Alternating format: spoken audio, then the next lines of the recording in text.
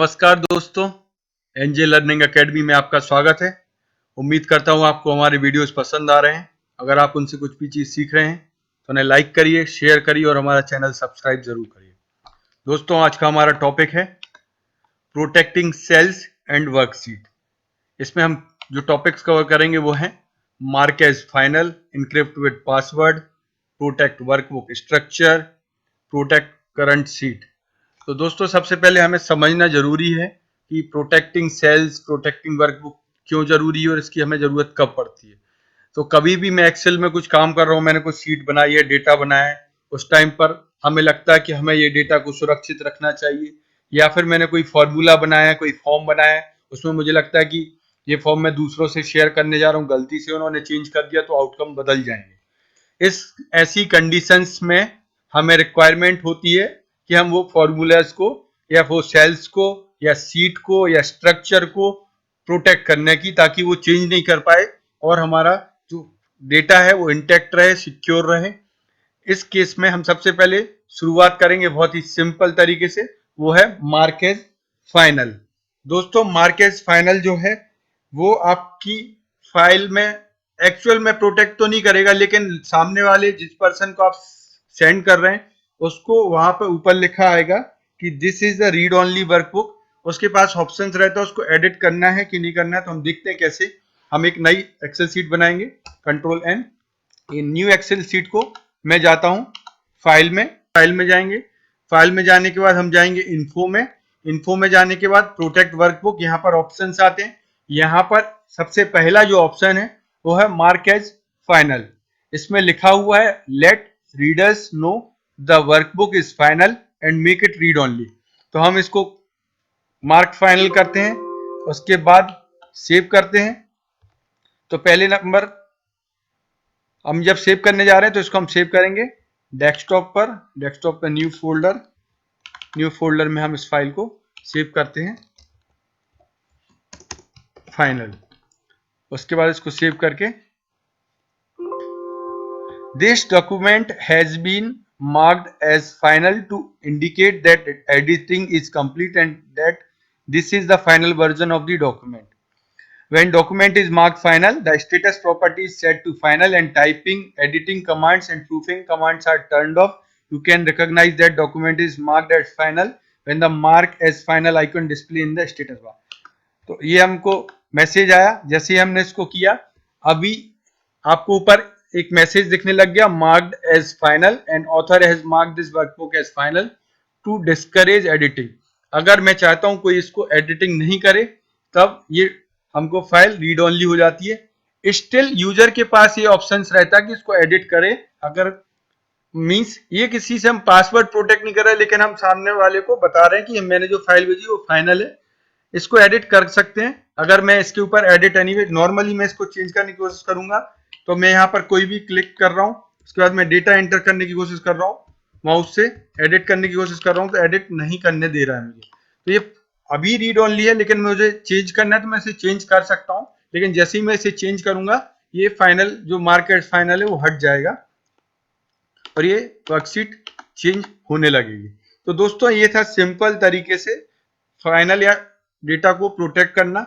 लेकिन ये काफी नहीं होता है इन केस में। अगर मैं डेटा को किसी अननोन लोगों को भेज रहा हूं या फिर जहां मैं भेज रहा हूं वहां पर वो लोग चेंज कर सकते हैं। अगर मैं चाहता हूं कि वो लोग चेंज नहीं कर पाए, तब हमारे पास जो दूसरा ऑप्शन आता है वो आता है प्रोटेक्ट शीट का। तो हम जाते हैं, प्रोटेक्ट कैसे करेंगे। फिर से हम सेम शीट को लेते हैं, फाइल, फिर से हम जाएंगे इन्फो में आपको प्रोटेक्ट वर्कबुक में इधर पर दिख रहा है इनक्रिप्ट विद पासवर्ड। इसमें क्या है, require a password to open this workbook. अब इसमें क्या है, अगर मेरे जो यूजर्स हैं जिनको मैं दे रहा हूं, मैं चाह रहा हूं कि सिर्फ वही लोग खोल पाए जो इसको एडिट करना चाहते हैं, या जिनको मैं एडिट करने का पासवर्ड शेयर करूंगा, अदरवाइज वो लोग नहीं ओपन कर पाए जिनको मैंने ये पासवर्ड शेयर नहीं किया है। इस केस में मैं इसको इनक्रिप्ट कर सकता हूं। मैं इसमें क्लिक करूंगा, जैसे ही मैंने इनक्रिप्ट विद पासवर्ड लिखा है, तो यहाँ पर मैं पासवर्ड पूछेगा मुझसे, मैं जो पासवर्ड टाइप करूंगा वो पासवर्ड मुझे याद रखना है। यहाँ पर आपको एक एडवाइस इसमें लिखी हुई है, it is advisable to keep a list of password and their corresponding document names in safe place. क्योंकि अगर आप एक बार पासवर्ड भूल गए, फिर आप लीगली इसको एक्सेस नहीं कर पाएंगे फाइल को। इसलिए आप जो भी पासवर्ड यहाँ टाइप कर रहे हैं, अभी मैं पासवर्ड टाइप करता हूँ टेस्ट, और इस पासवर्ड को करके मैं इसको फाइल को सेव कर देता हूँ। फिर से पासवर्ड पूछेगा, फिर से टाइप करिए टेस्ट और इसको सेव कर दीजिए। अब ये मेरी पासवर्ड फाइल सेव हो गई है। अब मैं इस फाइल को बंद कर देता हूँ और फिर से ओपन करने की कोशिश करता हूँ। फाइल ओपन, यहाँ पर मैं फाइल दिख रही है, लास्ट जो मेरी फाइल थी रिसेंट में, उसको मैं ओपन करूंगा तो ये पासवर्ड मुझसे पूछ रहा है उस फाइल को ओपन करने। इस तरीके से मैंने अपनी सीट को प्रोटेक्ट कर लिया। अगर मैं कहीं पर भी इसको रखूंगा, कोई भी इसको एक्सेस नहीं कर पाएगा जब तक कि उसको इसका पासवर्ड नहीं पता। दूसरा तरीका है दोस्तों, अगर मैं इसको ओपन करके मैं चाहता हूं कि कोई मैंने सीट बनाई है, एक और नई सीट में बनाता हूं, इस सीट को ओपन तो करेंगे लेकिन जब लोग ओपन कर पाए तो उनको रीड ओनली होगी, अनटिल एंड अनलेस उनको पासवर्ड पता हो उसको चेंज करने का। तो उसके लिए जो ऑप्शन आता है वो आता है, मैं जाऊंगा फाइल में, सेव एज में दिस पीसी न्यू फोल्डर, इसी फोल्डर में मैं रखता हूं। इसमें मेरे पास ऑप्शंस आते हैं टूल्स में आप देखेंगे जनरल ऑप्शंस में यहां पर जो मुझे मिल रहा है वो है password to open, password to modify. अभी इसमें और एक है ऑलवेज क्रिएट बैकअप, एक है रीड ओनली रिकमेंडेड। तो हम एक एक करके देखते हैं। एक है password to open. Password to open अभी भी हमने देखा, जैसे ही मैं कोई पासवर्ड डालूंगा तो जैसे ही सीट ओपन करेगा उनको पासवर्ड पूछेगा। एक है पासवर्ड टू मॉडिफाई। मैं चाहता हूं मेरे पास दोनों ऑप्शन है, मैं कोई एक पासवर्ड भी रख सकता हूं, दोनों भी रख सकता हूं। अभी मैंने पासवर्ड टू ओपन रख के आपको दिखाया। अभी मैं पासवर्ड टू मॉडिफाई रखता हूं, इसको रखता हूं टेस्ट। इस पासवर्ड को मैं इधर पर टिक भी कर देता हूं, रीड ओनली रिकमेंडेड। जैसे ही मैं इसको करूंगा उसके बाद फिर से पासवर्ड पूछा, दोनों बार पासवर्ड एंटर किया। अब मैं इसको सेव करूंगा, फिर नेक्स्ट टाइम जब मैं ओपन करूंगा तो सीट तो ओपन हो जाएगी लेकिन वो रीड ओनली रहेगी, उसको चेंज नहीं कर सकता। देखते हैं कैसे। सेव, ये बुक टू सेव हो गई। अब मैं इसको बंद करता हूं, फिर से ओपन करने की कोशिश करता हूं, ओपन बुक टू। तो यहां पर आप देखेंगे बुक टू ओपन करने के पहले मुझसे पासवर्ड पूछ रहा है, enter password for write access. मतलब कि मुझे अगर सीट को एडिट करना है तो पासवर्ड एंटर करना है, अगर मुझे एडिट नहीं करना है तो मैं रीड ओनली के ऊपर क्लिक करूंगा और ये sheet as a read only file open हो जाएगी। इसको मैं कुछ भी चीज चेंज करके सेव नहीं कर पाऊंगा क्योंकि ये file read only, we can't save book too because this file is read only. तो इसका मतलब क्या है दोस्तों कि जो ओरिजिनल फाइल है वो कभी चेंज नहीं होगी, उसमें आपको चेंज करके एक नई फाइल ही बनाना पड़ेगा। इस तरीके से आप अपनी सीट को लोगों को भेज सकते हैं, जो सामने वाला उसको एक्सेस भी कर सकता है लेकिन उसको चेंज नहीं कर सकता। तो ये था प्रोटेक्टिंग वर्कबुक। अभी हम जाते हैं प्रोटेक्टिंग स्ट्रक्चर पर। प्रोटेक्टिंग स्ट्रक्चर कैसे करेंगे हम दोस्तों, तो पहले इसमें हम देखते हैं प्रोटेक्टिंग सीट में हमारा एक ऑप्शन और था कि क्रिएटिंग बैकअप। तो हम इसको बंद करते हैं, एक और नई बुक बनाने की कोशिश करते हैं, बुक 3। इसको मैं सेव करता हूं, फिर से सेव एज पे जाऊंगा, दिस पीसी न्यू फोल्डर, और इसमें आप देखेंगे फिर से जाऊंगा टूल्स में जनरल ऑप्शंस।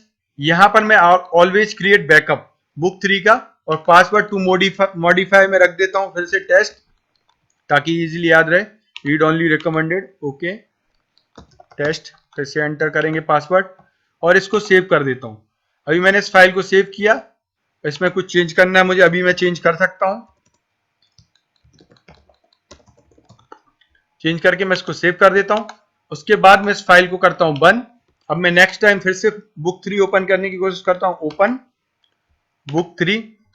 अभी इधर मुझसे पासवर्ड पूछ रहा है, मैं इसको रीड ओनली करता हूं तो ये फाइल ओपन है। अब मैं इधर पर देखूंगा कि जो मैंने यहां पर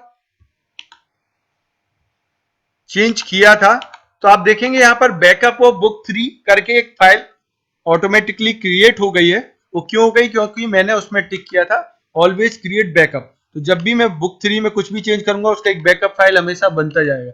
इसका फायदा क्या होता है दोस्तों, कई बार आप कुछ काम कर रहे हैं और काम करते करते आपने मैन्युअली सेव नहीं किया, लेकिन बैकअप में ऑटोमेटिकली कुछ टाइम बाद सेव करता रहेगा, ताकि आपको कहीं बीच में अगर आपका डेटा फाइल हैंग हो जाए या एक्सेल बंद हो जाए तब भी आप उस सेम डेटा को एक्सेस कर सकते हैं। ये काफी हेल्पफुल साबित होता है जब आप बार बार सेव करना नहीं चाहते मैन्युअली, तो एक्सेल अपने आप खुद से ऑटो रिकवर या ऑटो सेव कर लेगा।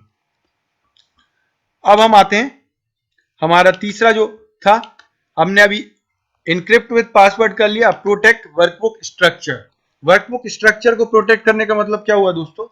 इसका मतलब ये होता है, इसमें हम अगर ये जो मैंने सीट बनाई है, इसमें मेरे 4 शीट्स हैं, introduction, chapter 23, exercise, topics covered. मैंने इसका कुछ 110% जूम करके रखा है। हर किसी का मैंने एक अपना स्ट्रक्चर देके रखा हुआ। अगर मैं चाहता हूं इसको प्रोटेक्ट करना, मैं नहीं चाहता कि कोई इसको चेंज करे, सीट का लोकेशन भी इधर से उधर चेंज नहीं कर पाए, या उसमें नई सीट ऐड नहीं कर पाए, उसमें कोई नई सीट डिलीट नहीं कर पाए, पुरानी हाइड नहीं कर पाए, अनहाइड नहीं कर पाए, नेम चेंज नहीं कर पाए, सीट को मूव नहीं कर पाए। अगर इस टाइप के स्ट्रक्चर को मैं प्रोटेक्ट करना चाहता हूं, तब मेरे पास जो ऑप्शन रहता है वो है प्रोटेक्ट वर्कबुक स्ट्रक्चर। तो मैं कैसे कर सकता हूं प्रोटेक्ट वर्कबुक स्ट्रक्चर? मैं जाऊंगा फिर से फाइल में, इस फाइल को मैं, या फिर नई फाइल हम बनाते हैं, एक नया फाइल मैंने बनाया, इसमें मैंने देखता हूं सीट 1 है, सीट 2 मैं कर देता हूं, 2 सीट मैंने बना दी।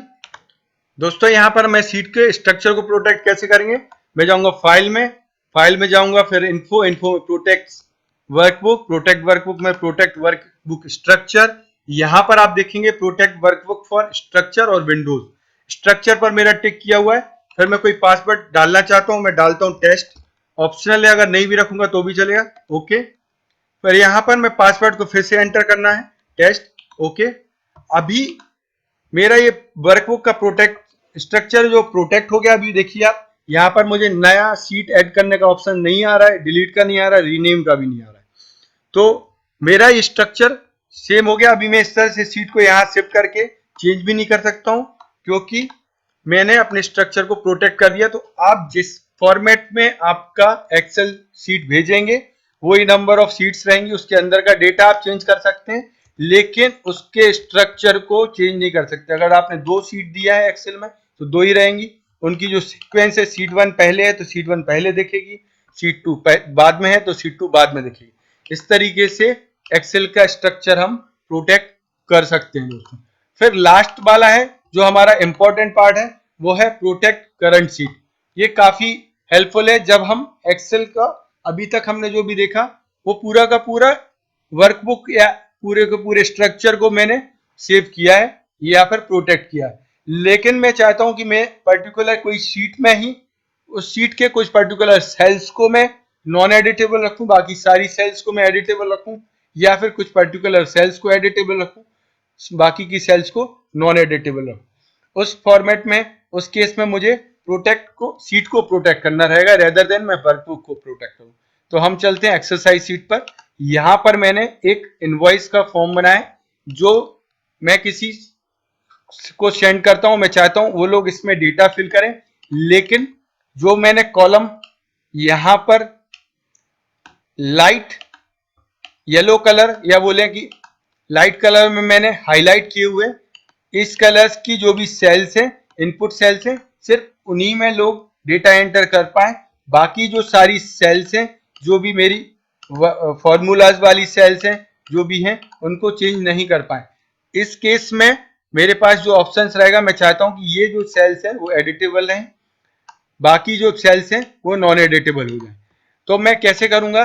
तो एक्सेल में दोस्तों ऑप्शंस रहता है, वो है, सबसे पहले हम देखेंगे इसकी प्रॉपर्टी। तो हमारे पास ऑप्शंस है फॉर्मेट सेल्स पे। फॉर्मेट सेल्स पे मैं जाता हूं, कंट्रोल 1 प्रेस करूंगा। कंट्रोल 1 जैसे ही हम प्रेस करते हैं, आपको यहाँ पर फॉर्मेट सेल्स का ऑप्शन दिखता है। दूसरा, अगर आपको ऑप्शन देखना है तो यहाँ पर आप किसी भी उसके ऊपर एरो के ऊपर क्लिक करेंगे, जो ये एरो दिख रहा है छोटा सा, आप फॉर्मेट सेल्स पर पहुंच जाएंगे। यहाँ पर प्रोटेक्शन में डिफॉल्ट फॉर्मेट जो रहता है वो सेल्स का लॉक्ड रहता है। तो अभी यहाँ पर सारी सेल्स का डिफॉल्ट फॉर्मेट है लॉक। तो मुझे वो सेल्स को अनलॉक करना है, एडिटेबल रखना है, जो सेल्स को मैं चाहता हूं यूजर इनपुट कर पाए, बाकी सारी सेल्स को मैं लॉक नहीं रखना चाहता हूं। फिर दूसरा ऑप्शन है हिडन। हिडन का मतलब ये होता है दोस्तों कि अगर मैंने इसके ऊपर किसी सेल की प्रॉपर्टीज को लॉग और हिडन सिलेक्ट किया है, और जैसे ही मैं इस सीट को प्रोटेक्ट करूंगा, तो वो सेल्स में जो फॉर्मूला है मुझे विजिबल नहीं रहेगा, मुझे सिर्फ आउटपुट दिखेगा, लेकिन उस सेल का फॉर्मूला नहीं दिखेगा। तो इस तरीके से वो सेल में जो डेटा है वो हाइड हो जाता है। डेटा डेटा हाइड मतलब उसका फॉर्मूला हाइड हो जाएगा, बट वैल्यू मुझे दिखेगी और वो सेल लॉक भी हो जाएगी ताकि मैं उसको एडिट नहीं कर पाऊँ।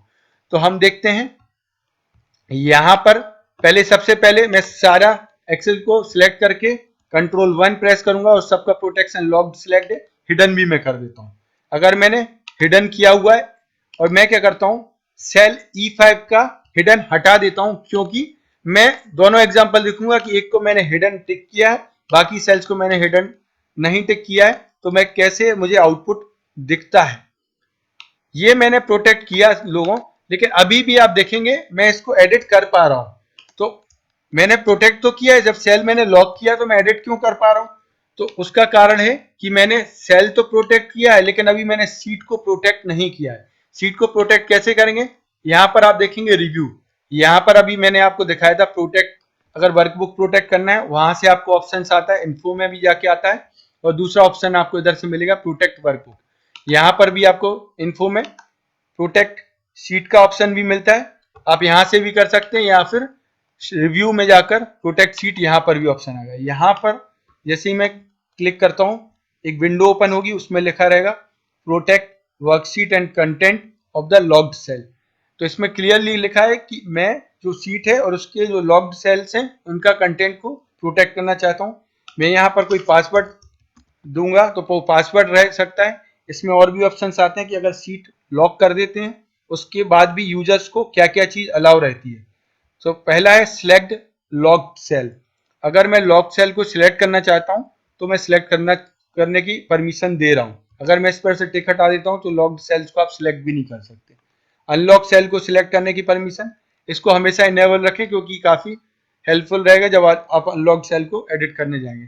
सेल की फॉर्मेटिंग चेंज करना अलाउ करना चाहते हैं, कॉलम्स को फॉर्मेटिंग अलाउ करेंगे, रो की फॉर्मेटिंग अलाउ करना चाहते हैं, इंसर्ट रो इंसर्ट कॉलम, काफी चीज आप लॉक करने के बाद भी अलाउ कर सकते हैं।